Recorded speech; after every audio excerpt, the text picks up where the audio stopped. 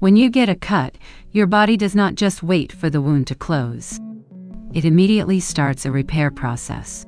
Your skin is like a protective wall. It keeps germs out, keeps fluids in, and protects the tissues underneath. A wound happens when that barrier is broken. Blood vessels are damaged and the body has to act fast. The first job is to stop the bleeding. This stage is called hemostasis. Tiny blood vessels near the wound tighten, reducing the flow of blood to the injured area. Then, platelets arrive. Platelets are small cell fragments in your blood that act like emergency repair workers. They stick to the damaged area, stick to each other, and begin forming a temporary plug. A protein called fibrin creates a sticky net that strengthens the plug and traps blood cells. As the clot dries on the surface, it forms a scab. The scab works like a natural bandage. It covers the wound, reduces bleeding, and helps protect the area while deeper repair begins. Next comes inflammation. The area may become red, warm, swollen, or tender. That can feel unpleasant, but it is also a sign that the immune system has been activated. Blood vessels open wider, allowing immune cells to move into the damaged tissue. White blood cells remove germs, dead cells, dirt, and damaged material from the wound.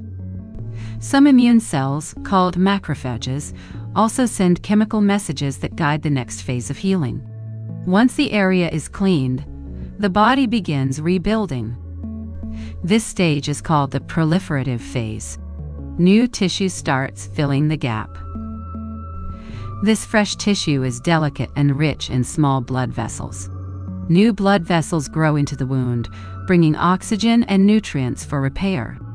Cells called fibroblasts produce collagen, a strong protein that gives the healing tissue structure.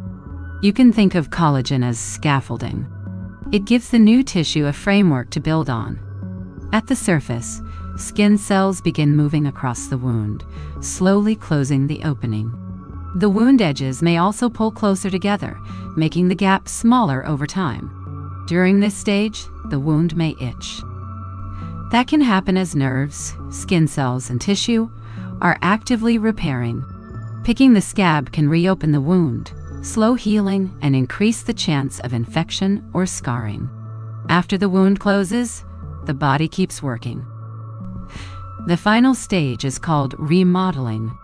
Collagen fibers are reorganized, strengthened, and adjusted, so the repaired area becomes more stable. Sometimes the repaired area becomes a scar. A scar is strong, but it is not exactly the same as the original skin. Over weeks or months, a scar can fade, flatten, and become softer as remodeling continues. Small, shallow cuts may heal quickly. Deeper wounds take longer because more layers of tissue need repair. Healing can be slowed by infection, poor blood flow, repeated injury, certain diseases, or poor nutrition. Keeping the wound clean, protected, and moist can help the healing process work properly. If a wound is deep, keeps bleeding, becomes very painful, produces pus, or shows spreading redness, medical help may be needed. So wound healing is not one simple event. It is a coordinated sequence. Stop bleeding, clean the area, rebuild tissue, and strengthen the repair. Every scab, every new layer of skin, and every fading scar is evidence of your body quietly repairing itself.